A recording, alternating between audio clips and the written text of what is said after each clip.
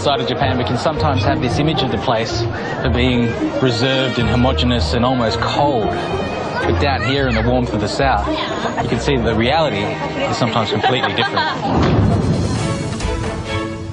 This time, I meet the man who makes Japan's best bacon. Feeding the pigs these strawberries actually really does change the flavour of the meat. I visit a group of grannies who saved their town with their iPads. Now they're even on Facebook. And cruise down canals at the Okinohata Water Festival. And that's really something that brings the whole community together. And of course, the flavours of Japan's south are as delicious as ever.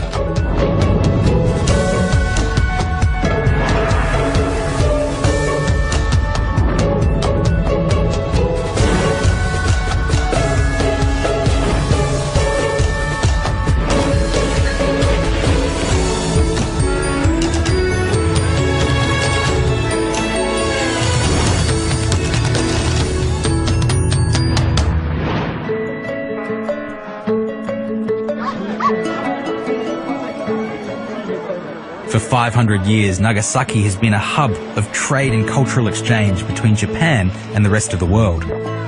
Even for the more than 2 centuries that Japan closed itself off from foreign influence, the shogun decreed that Nagasaki would be allowed to continue to trade with the merchants from abroad. The Portuguese, Dutch, Chinese, Koreans and English all came to Nagasaki to trade with Japan, and every ship that came into port here left a little something behind. That melting pot nature of Nagasaki as a trading post has contributed so many things to Japanese cuisine, culture, even the language as well. But of course for me, the most fascinating aspect is what all these different influences have done to Japanese food. The best known as tempura, which is really just a Japanese interpretation of Portuguese fried fish. But people travel from all over Japan to sample a special local cake that was first introduced by Europeans and then perfected by the Japanese. And this here's what all the fuss is about. Castella cake, usually baked and presented in one of these beautiful wooden boxes here. The real secret for Castella is that it's made with actually a more high gluten flour than a regular cake flour. And yet, from using that high gluten flour which you'd normally use for pasta or bread, you can produce a really dense and moist and sweet cake. Making a good Castella is a little complicated. It begins with a detailed preparation of specifically designed baking boxes. But if you can't get your hands on these, 2 identical square cake tins will do the trick. Now mix eggs and caster sugar over a hot water bath. In a separate bowl, combine honey, mirin and boiling water and stir until well mixed. Next, whip the egg and sugar mixture until it's light and fluffy and can hold a ribbon.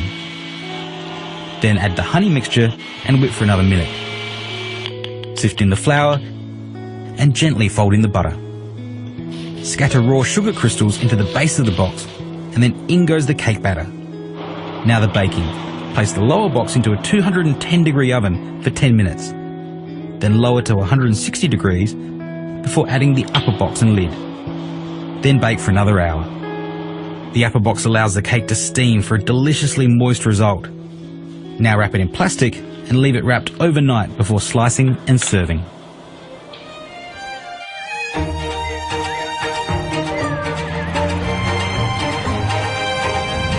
Eating locally is one of those buzzwords in food these days, and it seems like almost everywhere you go, it's local this and local that. But here in the outskirts of Fukuoka Prefecture, I'm here to see a guy who's taking local to a whole new level. There's an old saying in Japan that if you stick your head up out of the crowd, it'll get chopped off. But here at Riverwild Farm, Katsuya Sugi took that to mean he had to get up so high, no blade could reach him. Katsuya dreamed of a life in rock and roll, but coming from a long line of farmers, he was expected to carry on the family business. もう小さい頃からお父さんの仕事を継ぎたくなくったけれど長男だから継がないとこういけないなみたいな感じでこうちょっとモヤモヤしながら学生時代過ごしてきてですね。Katsuya was never one to conform, so when an illness forced his dad to stop work, he took over the family farm and started doing things his way. そのフルーツを食べさせる豚で一番最初に始めたのが10年前で、その時は柿を食べさせた豚だったんです。でその時お肉に柿豚って書いてこうお店の人に渡したら「柿豚ってなんだ?」みたいな感じで。 As it turns out, Katsuya's pork is so good, he even won first prize for his bacon at the World Championships. These are local organically grown strawberries, and they're the secret to what makes Sugi-san's pork taste so good. Feeding the pigs these strawberries actually really does change the flavour of the meat.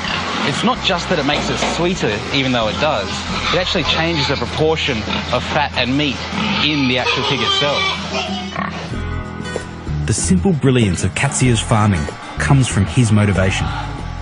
You see, he hated to see so much of his friends' organic fruit going to waste just because it was bruised and imperfect. So he bought their fruit to supplement his pig's feed. Different fruit during different seasons.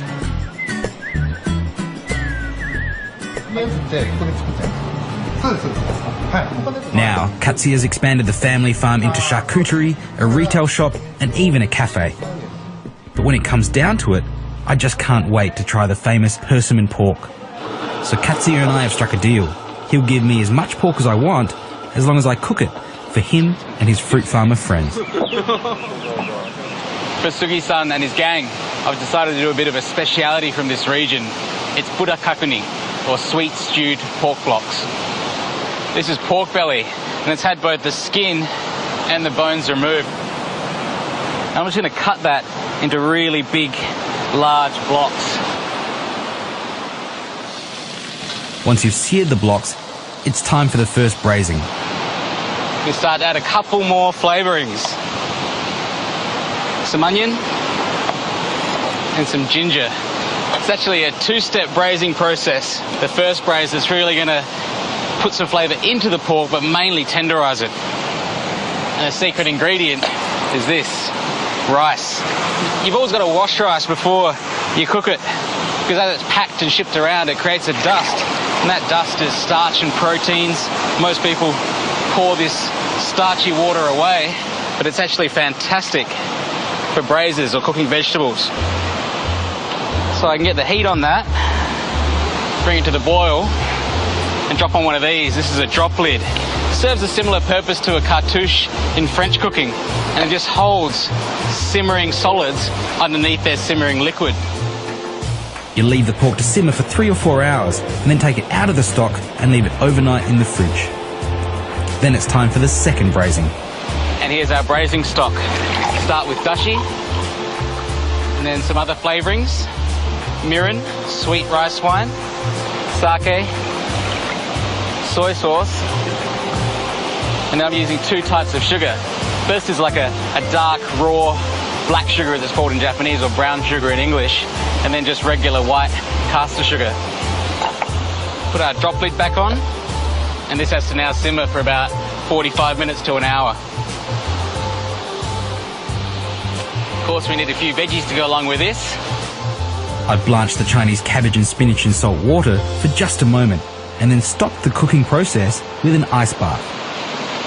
I can then use our mat to roll that up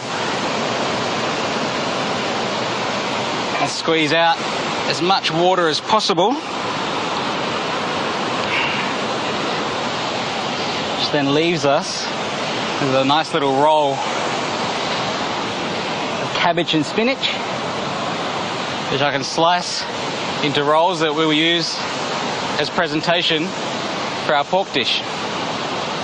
It's almost time to put the dish together, but first, a few hard-boiled eggs go into the braising stock to soak up the flavour, and then we're ready to go.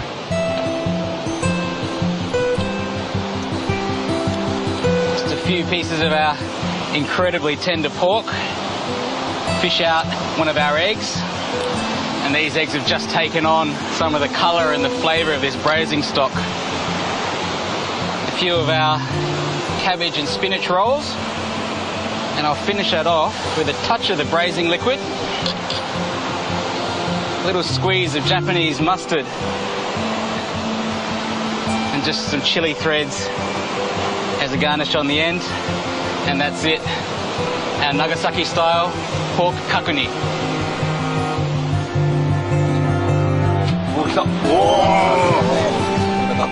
So the deal was that I feed Katsuya and his fellow farmers. And here on the banks of the River Wild, I can't imagine a better way to end the day.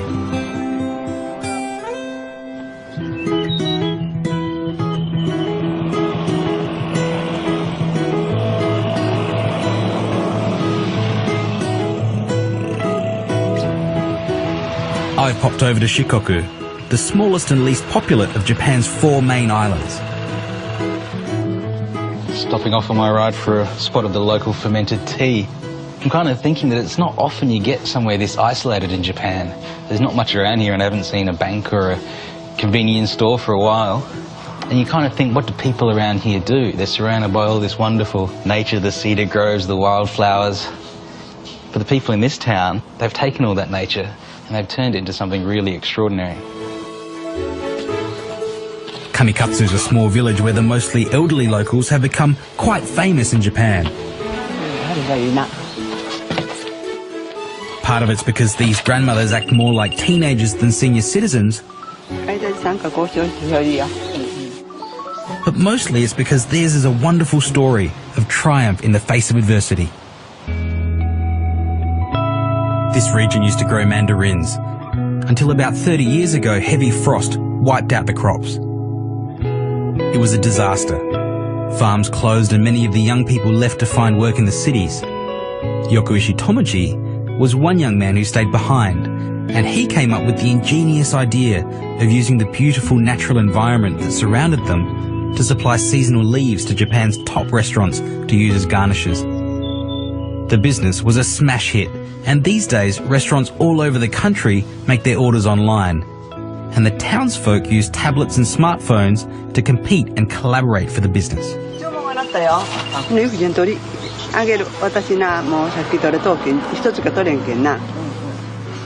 My favourite part of this story is the way the old folk at the time, who had been pretty much forgotten, were given a new hope and purpose. The man who made it all possible is now loved as a local hero, and his business has breathed new life into this town, season to season and generation to generation. これは日本の文化、葉っぱビジネスは日本の食文化であって、料理を彩るものなんですね。日本料理を彩るものです。ですから季節感を大切にしていかなければいけないものであり、人の心を和ますものでもあります。These iris buds are used for Boys' Day. It's a upcoming holiday, and it's they signify spring. So they're very popular around this time of year. When you think about it, it's a really ingenious idea. We have a community here where people were already growing and planting and doing things, but then to supplement that with the nature that's around them and to organise the community in a way that kind of brings people together is quite incredible and quite special, really. 葉っぱビジネスの成功はその一人一人のに役割ができたことだと思います。これが笑顔の源だと思います。型と彩りだけが普通のインターネットを探してるとか。いいえ、違います。Facebook もやってます。あ、Facebook もやってますか。はい。面白い。じゃあ友達になります。はい。30 years on, and Iridori is thriving. It turns over $2 million every year and employs 400 locals. Even better, more young people are now moving into town, and as the icing on the cake, their story is now a blockbuster movie. It's now my absolute pleasure to cook a brand new recipe for the leaf-collecting grannies of Kamikatsu. A great chef once told me that the wonderful thing about creativity in cooking is you can take ingredients that exist separately in the natural world and combine them together in one dish. And so I'm using something from this area here, this mountain potato, and I'm combining that with prawns from the sea. The dish I'm making today is called prawn shinjage with shiso and pickled plums. The first step is to grind some prawns with salt and sake. Into that, I'm going to add our mountain potato. It's got such a unique texture to it. It's really slimy and sticky. I'll just take the skin off that. and then grate it straight into our mortar and pestle. Doesn't look the best going in, but the interesting thing about this ingredient is once it's cooked, it kind of becomes really fluffy and light. Just some potato starch. Of course, if you didn't have access to mountain potato, you could always just use potato starch instead. Add my last ingredient, which is just some really finely chopped onion. Just leave that in the fridge to come together for about half an hour. Next thing is just some okra that's been grown locally. Just put them into some boiling water just for a minute or so. Refreshed in ice water. Drained, and we're ready to go with that. We're not quite done with our mountain potato yet. I'm just going to cut it into some battens so we can serve with our little prawn fritters. These are our last two ingredients. These are pickled plums. Just roughly chop the plum flesh. It's very soft, so it all just kind of falls apart as you chop into it. Now for our shiso. Just split out the central vein and then stack the ends on each other so that they line up the same way. And just roll this up into a kind of cigar shape, and that'll help us to slice this really finely. Shiso is this minty, peppery herb. If you don't have access to this, I'll just leave it out of the dish. Just fluff those up. Set them out into a large bowl. With wet hands, I just make our prawn paste into a small ball and then cover it with these fine threads of shiso. Make sure that's all sticking together and then straight into the oil.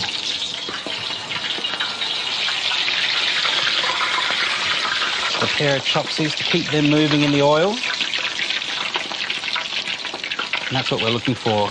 The prawn and the potato should be coming nice and golden on the outside, and the crispy shiso still stays green and crisp. But of course, this is where this town really comes into its own. These leaves here are hasuimo. They're kind of large, relative to the potato family, so it really works to serve it with this dish. So we've got our shinjoage, prawn fritters, our little batons of mountain potato, and our blanched okra. And then top it off with our aromatic, sweet and salty plum paste. And that is our dish, ebi, or prawn shinjoage, with shiso and pickled plum. And even though this booming business has brought the youngsters back to Kanakatsu, the best thing to come out of all of this is that it's keeping these beautiful grannies young at heart.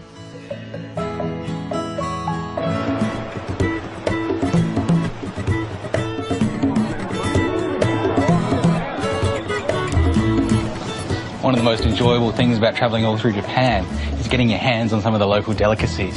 And if there's one thing you have to remember when coming here is never be afraid to try new things. This is Koshinraku, and what makes this restaurant different is that it serves sakura niku, otherwise known as horse meat. The meat comes from specially bred draft horses, and Chef Jun Narita serves several different dishes, including horse sashimi. We might think it's a bit odd to eat horse, but it's, when you really think about it, it's no different to beef or any other four-legged animal. However, one difference is the preferred beverage to go with horse meat, and here in Japan, that's shochu. We all know sake when it comes to Japanese alcohol, but down here in the south, it's actually more popular to drink shochu. Shochu and sake are closely related, but they're produced very differently. Shochu is actually distilled more like a vodka or a rum, whereas sake is brewed like a beer or a wine. It can be made from sweet potato or barley or wheat. This one's even made from rice, which brings it closer to sake, but the differences between the two are really quite striking. Today, I'm here to taste horse rump tataki. First, Chef Jun seasons the rump with salt, garlic, and olive oil. Then he vacuum seals it before placing it in a 60-degree water bath for 1 hour. Next, Jun sears the rump in olive oil and then marinates it in a sweet soy and garlic mix before carving and serving cold with a little more of the tataki sauce.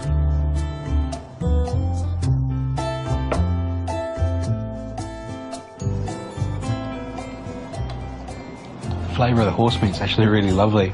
It's very similar to beef, but just sort of lighter in texture and in flavour, almost like a veal in a way. And there's a huge amount of flavour you get from that sauce that it's been marinated in, strong cured garlic, and then the sort of zing of horseradish at the end of it. It's a lovely, lovely dish. It goes perfectly with a glass of shochu.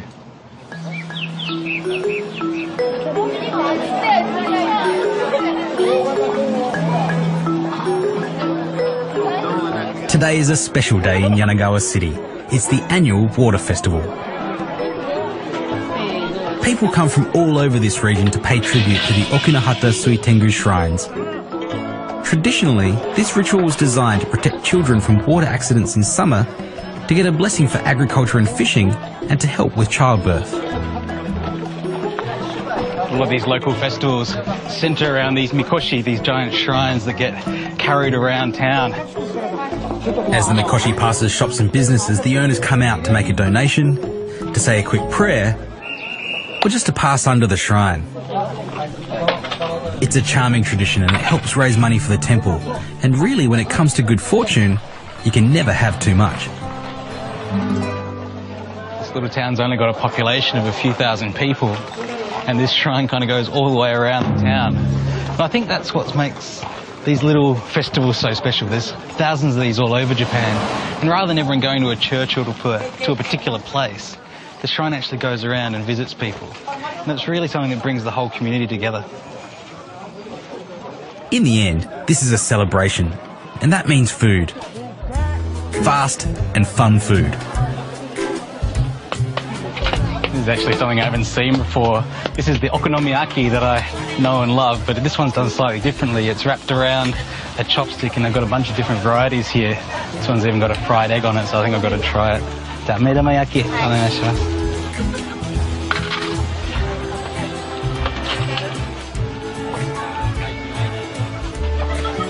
Arigatou gozaimasu. Looks good. There's not much more iconic of a Japanese festival than this kakigori. Basically just a snow cone. But every kid grows up knowing that their summer festivals are coming, and these are one of the favourite Japanese childhood memories. A bunch of terrifyingly artificial flavours. Hawaiian blue, cherry. The kind of stuff that gives parents heart attacks. Maybe some cola as well. Probably a few years too old for it, but what the hell.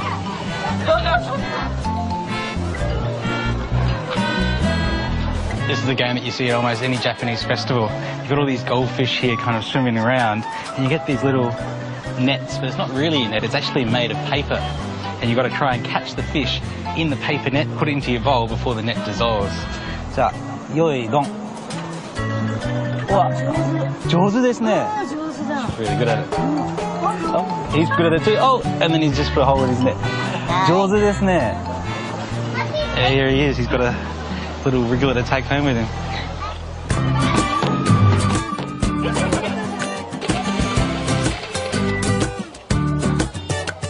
Nothing better on a hot summer's day than a piece of pineapple on a stick. So I paid for one stick. I can either draw another stick and see if I can win some more, or we can go rock, paper, scissors for it. So let's go. Janken-shou.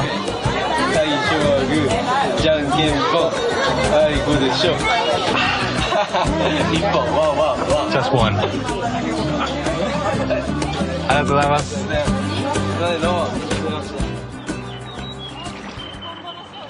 どんな街角川下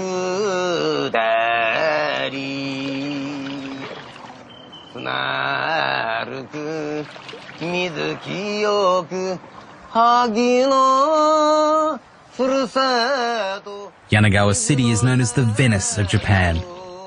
And yes, there are gondolas and canals, but really, like every pocket of this wonderful nation, it is uniquely Japanese. Places like this are just absolutely stunning.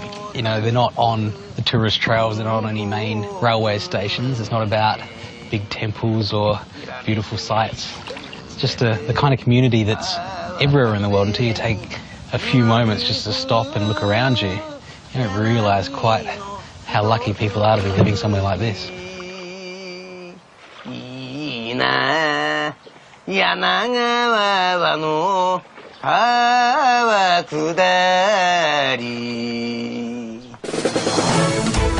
Next time, I head to Japan's outer reaches, Okinawa. I've never seen that before. I go deep inside this unique culture and try something that will knock your socks off. Kind of like halfway between miso and blue cheese. I explore the incredibly diverse cuisine. There's actually peanut tofu. And I shake a tail feather with the world's oldest party animals.